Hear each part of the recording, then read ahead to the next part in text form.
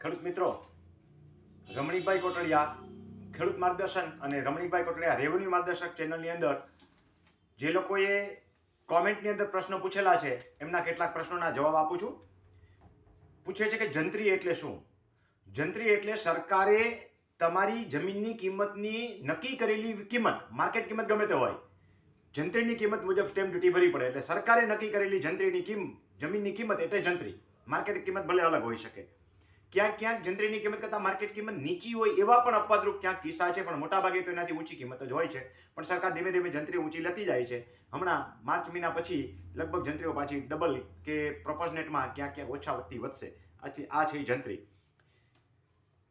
નવી શરતને જૂની શરતમાં ફેરવી શકાય એના માટે 2015નો એક પરિપત્ર છે.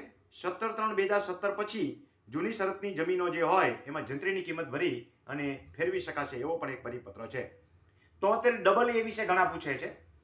73 કલમ જે છે આદિવાસીઓની જમીનો વેચાતી બચે અને ફ્રોડ થતા બચે તથા આદિવાસીઓની જમીન સુરક્ષિત રહે એના માટેની જોગવાઈઓ છે.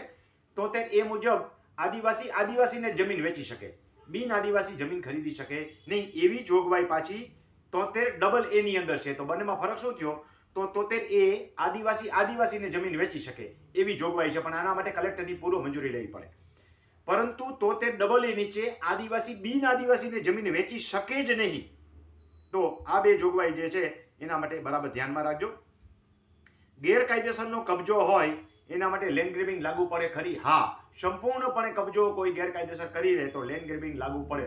ઉપરાંત કોઈની જમીન ગેરકાયદેસર પચાવી લો, પાળા હટાવો અને જમીનનો કબજો કરી લો તો પણ જમીન જેમાં ગેરકાયદેસર કબજો જ ગણાય અને લેન્ડ ગ્રેબિંગ લાગુ પડે. માટે કોઈની જમીનો ભૂમાફિયાઓ ખાઈ જતા પહેલા વિચાર કરજો કે જમીન ખેડૂતની જે છે આજીવિકા છે અને ખેડૂતની આજીવિકાની જમીન જે છે એ કોઈએ પાળા તોડી અને બીજામાં ઘૂસી જવું, દબાવવું નહીં. આના માટે પણ રોડ રસ્તા માટે લેન્ડ ગ્રેબિંગ લાગુ પડે નહીં એ પણ ખાસ ધ્યાનમાં રહેજો. યુટ્યુબની અંદર જઈ અને માત્ર રમણીકભાઈ કોટડિયા લખજો એટલે આવી અવનવી માહિતી તમને મળતી રહેશે. ઉપરાંત આપણે એક તાલીમ સેમિનાર કરવા પણ જઈ રહ્યા છીએ. તો જે ભાઈઓને તાલીમ સેમિનારમાં ભાગ લેવા હોય એ મેં આગલા વિડીયોની અંદર મોબાઈલ નંબર આપેલા છે, જોઈ લેજો. એમાં યુટ્યુબની અંદર જઈ, વોટ્સએપની અંદર જઈને મને મેસેજ કરી શકો છો.